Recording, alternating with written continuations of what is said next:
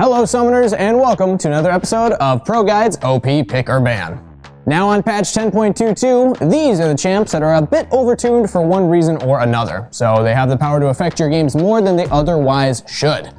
In light of that, you'll be wanting to either deny their existence altogether or secure them for your own team.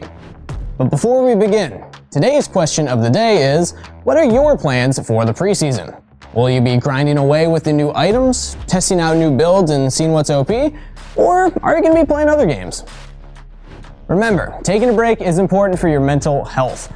Oftentimes, when coming back from a hiatus, I notice I play much more focused and even perform better overall.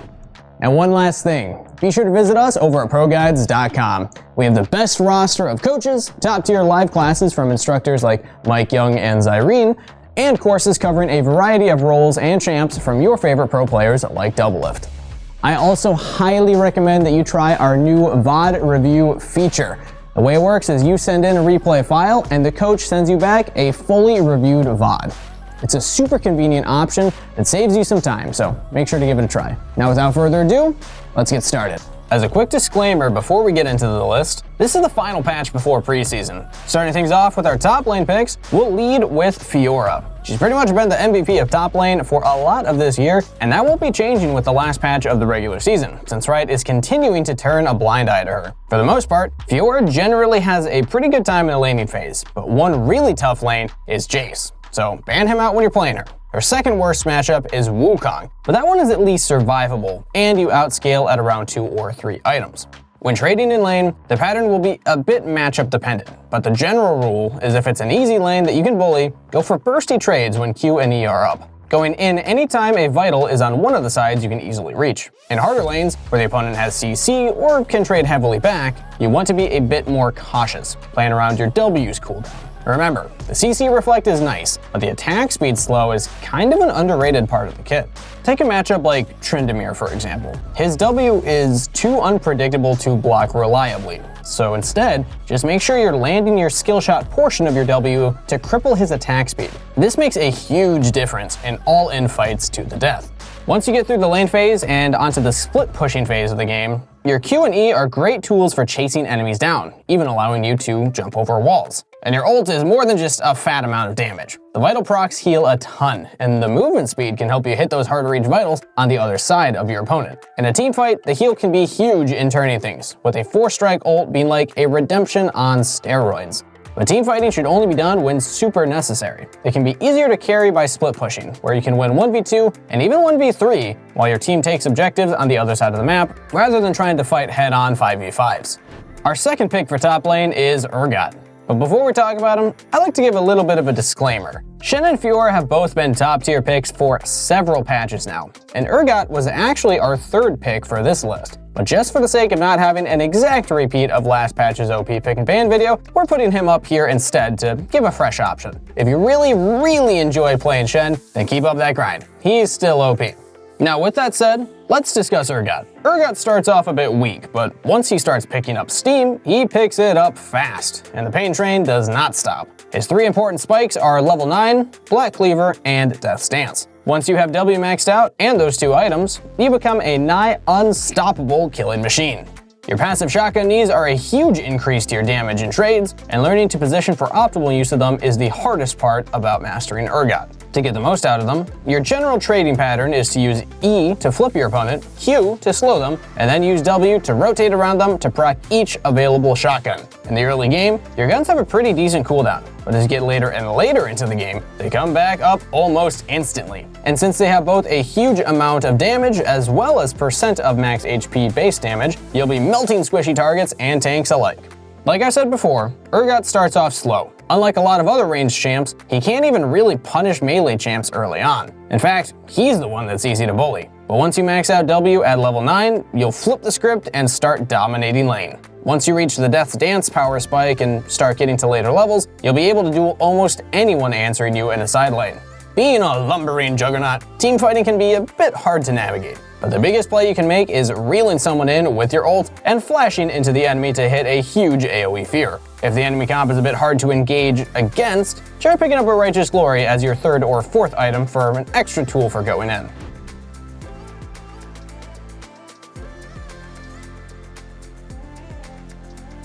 Moving into the jungle, HECARIM is returning to the list, and that shouldn't really be a surprise to anyone. His quick, healthy clear, ability to gank early, and strong snowbally playstyle make him a great solo Q stomper. His Q and W are what make his jungle clear so great, making it easy to clear every single camp and still be sitting at full HP, while his E gives great ganking power. In fact, once you get boots, the movement speed from E can be high enough that by the time you're on a ward, it's too late for enemies that are even a tad overextended. In teamfights, Q is still your primary damage source, giving great consistent AoE DPS and also proccing Trinity Force's Spellblade proc for even more damage. W's Drain Aura makes you a pseudo-tank. The more damage the enemy takes, the more you heal. And when you combine that with Death's Dance, it'll feel like trying to bring down an Ornn or a Maokai, as long as you're dishing out the damage, so keep smashing that Q. While some bruisers can find it hard to transition to mid and late game teamfights, HECARIM thrives in it. His ult lets you scatter the opposing team, with E letting you pick out an isolated carry, knocking them further from their team in the chaos, preferably towards your team to set up an easy pick. As a quick tip for HECARIM, you spike really hard on Trinity Force, so stick to farming and ganking early and avoid taking 1v1 fights until you hit that spike. But once you do, go ham. Practically no champ can beat HECARIM once he has it.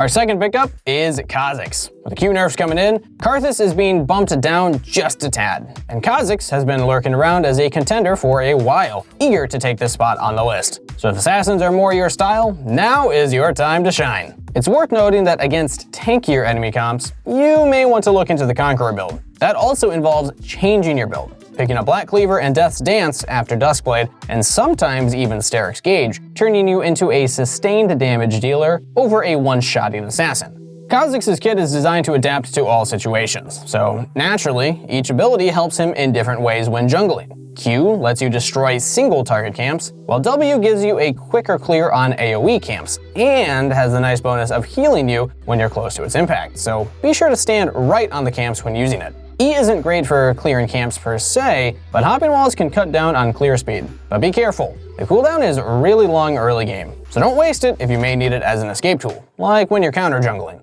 Your ult does nothing when jungling, though evolving Q does let you take single target camps even faster, making it great for taking dragons. W's evolve gives an obnoxious slow, so take that when your team needs more utility. Evolve the E's increased range lets you chase enemies down much better, leading to much less instances of you failing to clear terrain. And the reset makes it easy to get in and out of fights going for pickoffs. Good COP players can even do what's called the double jump, where you jump in, kill someone, and jump out instantly without really touching the ground. Evolving ult may seem like it doesn't provide much at first, but don't underestimate 3 casts of that stealth. For 1, it lets you wait out cooldowns, and 2, it resets both Duskblade and your passive for a huge increase in damage. Before we go on to mid, I just want to remind you about what I said earlier. Make sure to look at the enemy draft and champ select. If there aren't many targets you'll be one-shotting, there's nothing wrong with swapping to that bruiser-ish build.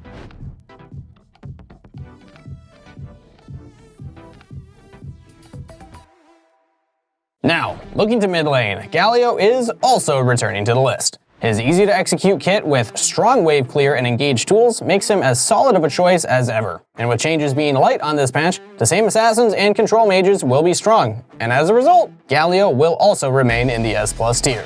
With your passive and Q, you have strong pushing power, allowing you to instantly rotate to early game skirmishes, making Galio a jungler's best friend when it comes to contesting Scuttlecrab. And with the high base damage and the ability to chain CC with his EW combo, his actual fighting strength in those skirmishes means he's almost always on the favored side when it comes to duking it out. And if you're blessed with a jungler that returns the favor and ganks your lane, those same abilities that made skirmishes so easy also gives excellent setup. If your opponent is immobile, you have practically guaranteed CC, especially with your Flash plus Nimbus Cloak.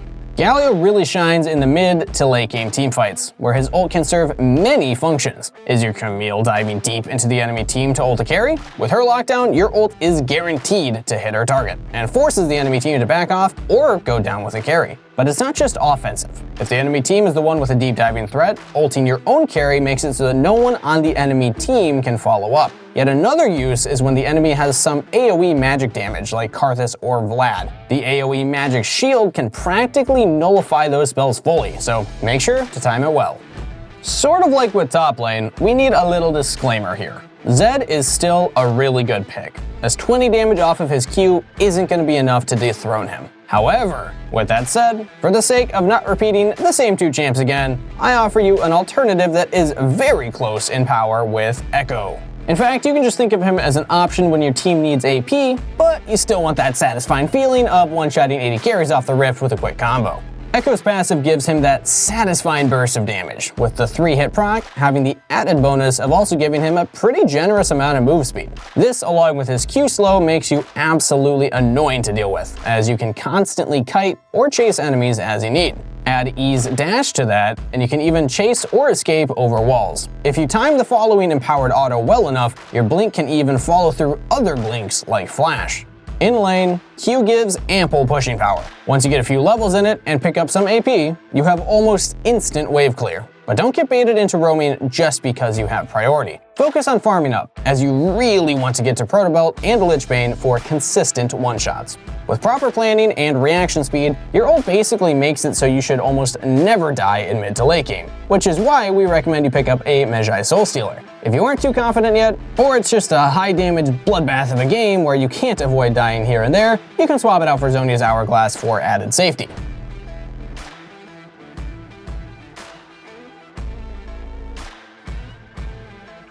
Moving down to the bottom lane, our first AD carry is Jhin. Yet another repeat from last patch's OP video. Hey, I told you at the start, the changes were light, and not much was changed. Anyway, Jhin will keep up his lane bullying ways, and with Samir taking a bit of a hit, he'll honestly be even stronger. His ammo mechanic gives him a unique feel for trading patterns, but once you've mastered it, you'll always come out on top in shot trades. Using 4th shot with a Q can do a huge burst of damage in an instant, so learn to start moving up when you're preparing that last bullet. Even without moving up, you can do a lot of damage to enemies that don't respect your Q's bounce. If a Q kills 3 minions before landing the final bounce on an enemy champ, the damage can be devastating. W gives you an incredibly long-range route, reaching more than a screen away. You can use this to start a fight, but it's much easier to hit on a CC target. So use it when an enemy triggers a trap or an ally leads with their own CC first. It's worth noting that if you decide to rush Storm Razors first, the slow from that can make landing this a breeze. Some Jhins prefer to level Q and W only, leaving E for later, but I actually recommend against that, since the traps set up W, like I talked about before, and serve to deter jungle ganks. Both revealing and slowing would-be gankers, allowing you to make an easy escape without having to burn any summoners.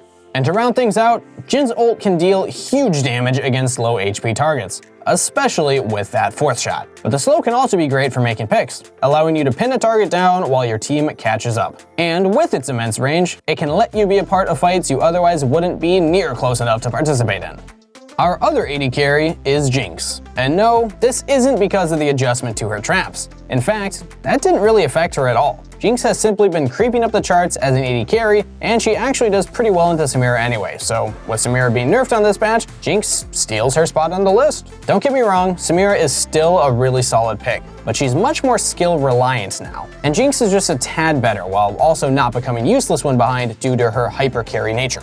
I know I just said she's a hyper carry, but that doesn't mean Jinx has a weak laning phase. In fact, her DPS is pretty high, and if you have a support that can lock down the enemy champs, you can easily follow up with your W and E. If you're laning with somebody like Leona, all you need is BF Sword and you can kill any squishy bot laner with a full combo, ults included. But if slow and steady is your thing, Jinx also pairs well with enchanters, which make her an even scarier carry once she hits her huge 3-item power spike. One big tip with Jinx. While minigun is good single target DPS at close range, you almost always want to be using your rockets for the range and splash damage in teamfights. With Hurricane, those autos really hurt. While you are technically immobile, you do have some tools that help deal with that. Your traps provide a bit of self-peel, and all you need is one passive proc to go wild, with that movement speed making you impossible for most champs to stick to you. And with the huge burst of attack speed, you'll probably be the one chasing them down anyways. While your ult's big execute damage means it's obviously great for finishing off low HP enemies that just barely escape, it's not just good at champ takedowns. It can also be a flashy way to steal Dragon or even Baron, and maybe even save the game. One tip for playing Jinx: positioning matters a lot before you get your passive reset and start steamrolling the team fight. So make sure to put your safety over running in for a kill. But once you do get excited, go wild with it.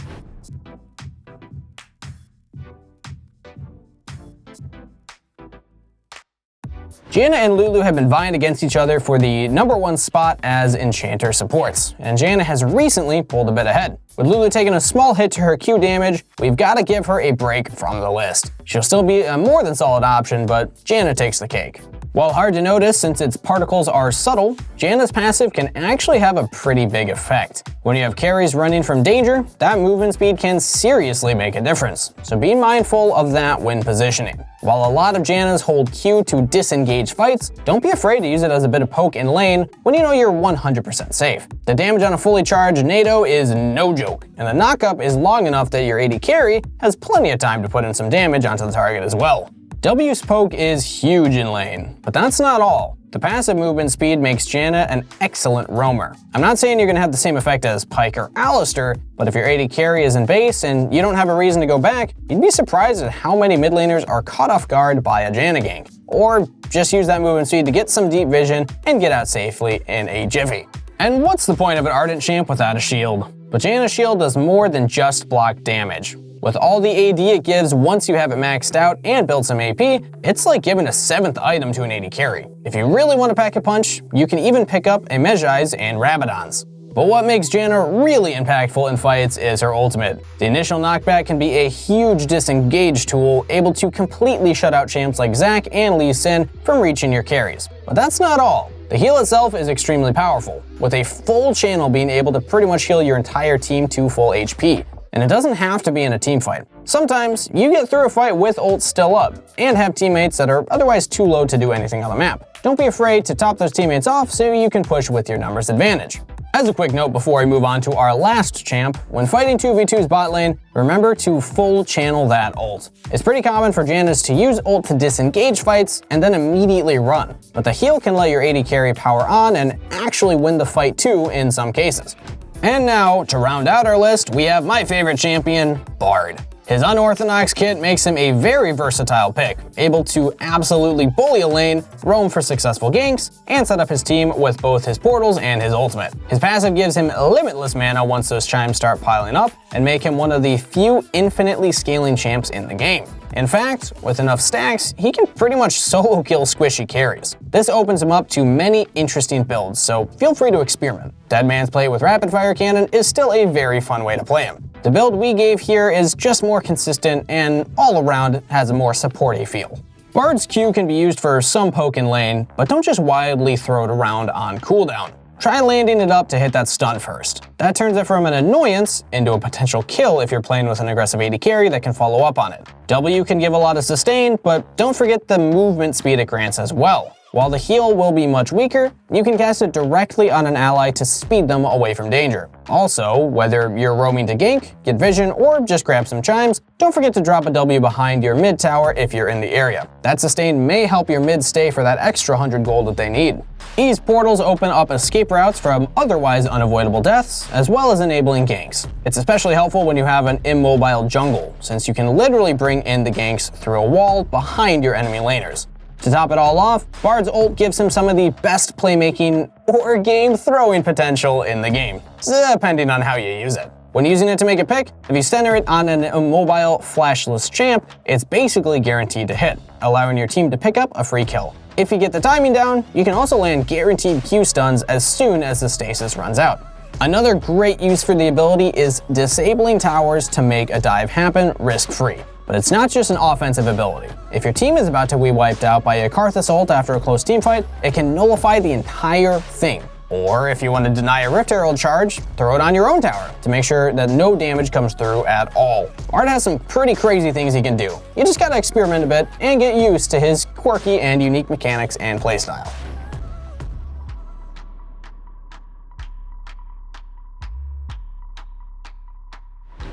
And that is it for OP Picker Bands End of the Season Edition. Remember to let us know your preseason plans in the comments below, and make sure to check out our website for more in-depth content and guides that were made by your favorite pro players and streamers. Thanks for watching, and good luck on the Rift.